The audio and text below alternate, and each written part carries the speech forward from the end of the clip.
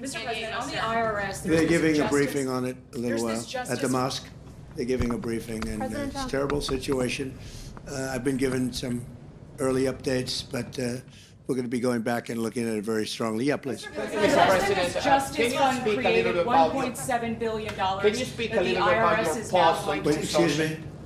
Can you speak a little bit about your pulse on Truth Social on Iran, and what was the decision that why you didn't attack it? Well, other countries have come to me and they've said we were getting ready to do a very major attack tomorrow. I've put it off for a little while, hopefully maybe forever, but possibly for a little while, because we've had very big discussions with Iran, and we'll see what they amount to. I was asked by Saudi Arabia, Qatar, UAE, and some others if we could put it off for 2 or 3 days, a short period of time, because they think that they are getting very close to making a deal. And if we can do that, where there's no nuclear weapon going into the hands of Iran, I think, and if they're satisfied, we will be probably satisfied also. We've informed Israel. We've informed other people in the Middle East that have been involved with us. And, it's a very positive development, but we'll see whether or not it amounts to anything. We've had periods of time where we thought pretty much getting close to making a deal, and it didn't work out, but this is a little bit different. Now, we're ready going tomorrow, very big, and not something I wanted to do, but we have no choice because we cannot let Iran have a nuclear weapon. Yeah. Please. The Justice Department has this new fund that was announced today, $1.7 billion. Yeah. Why should taxpayers pay for the January 6th? Well, it's been very well received, I have to tell you. I know very little about it. I wasn't involved in the whole creation of it and the negotiation. But this is reimbursing people that were horribly treated, horribly treated. It's anti-weaponization. They've been weaponized. They've been, in some cases, imprisoned wrongly. They paid legal fees that they didn't have. They've gone bankrupt. Their lives have been destroyed. And they turn out to be right. I mean, it was a terrible period of time in the history of our country.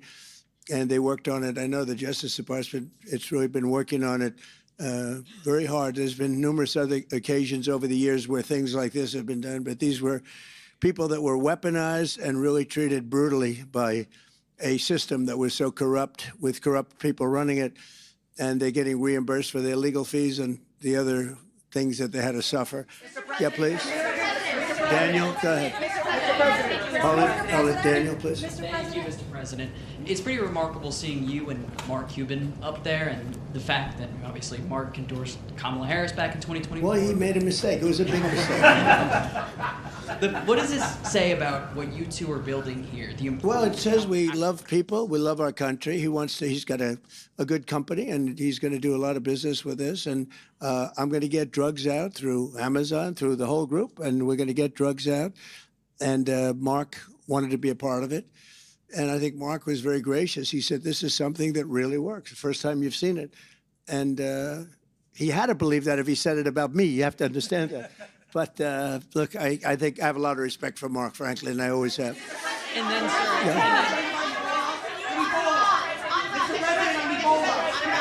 Go ahead, Ebola. Ebola, you said Ebola. Yeah. Should Americans be concerned about Ebola? I'm concerned about everything, but certainly am. I think that, it's been confined right now to Africa, but it's something that has had a breakout. I could ask Bobby or Oz to say a couple of words about it, if you'd like. Do you want to do that? I think Heidi Overton is going to come up and give us a few words here. Dr. Overton. Thank you. Thank you, Mr. President. Today, the CDC held a press briefing that provided a lot of the answers and information, but we have stood up a full interagency response. The Department of State, the CDC, the Department of War, everyone is fully involved in tracking. Today, we do have an announced today at the press briefing. There is an American that is symptomatic and has tested positive for, it's the Bundibuja virus, a strain of Ebola. That American, as well as 6 other high-risk contacts, are going to be taken out of that region and taken to Germany. We want to thank our German counterparts. That is an internationally recognized location for viral hemorrhagic fever treatments. So we're very grateful that they would take them. It's a significantly shorter flight time for Americans to receive treatment there in Germany. For all other Americans, we have issued travel warnings. We have instituted just today entry restrictions for non-U.S. citizens that have been in the region in the past 21 days. So in Uganda, Democratic Republic of Congo, and South Sudan. So very serious measures that have been taken. We are working to communicate very frequently with everyone. Your question was, should Americans be worried? Right now, there are no cases of Ebola in America. We want to keep it that way, and we are doing everything we can to support Americans in the region. Thank you, Mr. President. President Trump, over here. President Trump. Go ahead, on Iran. Yes, follow up on Iran. Other countries have done this before. They have asked you to change course in order to they dangled a peace deal in front of you saying one was coming. Nothing has come into fruition. You mentioned this. Well, a lot's come into fruition. We've taken a country that was going to have a nuclear weapon, and we've virtually destroyed its military. They have no Navy. They have no Air Force. They've been virtually destroyed militarily. That's a lot. That's a big. We could leave right now. It would take them 25 years to rebuild. And the last thing they're thinking about, I think, is nuclear. Now they have to put it down in writing. But when you say nothing, we've totally destroyed. Excuse me, from CNN. We've totally destroyed their military. We've destroyed their leadership. As you know, their leaders are gone. Their leaders are gone at the first level. The second level, we're dealing with half of the third level. And I think we've made a lot of progress. And it's very simple. You know, we don't want to go through this. We had the greatest economy ever. We still do. The stock market hit a brand new high a little while ago. I never thought that was going to happen. We had to make the excursion. You know, we hit 50,000 on the Dow. We hit 7,000 on the S&P, and everyone said that couldn't be done within my 4 years. It would be too big. Well, we did it in my first year. And then I called Scott and Howard. I called them all into my office. I said, we're going to take a little excursion down to the Middle East, and we're going to confront Iran because they are desperate to have a nuclear weapon. And the only reason they want it is to use it. And I said, I hate to do this because we're doing so well, but this is the most important thing we can do. We can't let Iran have a nuclear weapon. So we did that.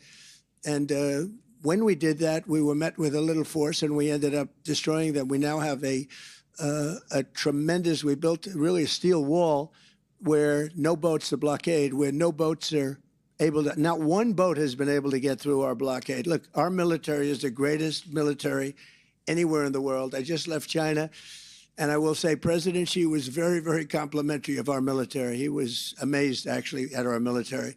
We have the greatest military in the world. We're not going to let Iran have a nuclear weapon. So I was called by these three countries, plus others, and they're dealing directly with our people and, right now, Iran. And there seems to be a very good chance that they can work something out. If we can do that without bombing the hell out of them, I'd be very happy. Please. I have a question on weaponization.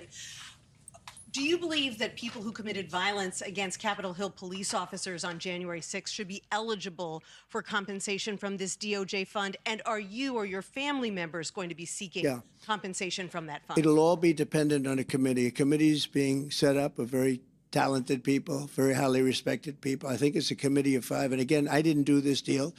It was told to me yesterday. They said they're doing something. I do believe there has to be compensation for people that were destroyed. You have families absolutely destroyed, and it's all going to be determined by a committee of 4 or 5 people that are respected and very brilliant at what they do. Yeah, please. Go ahead, please.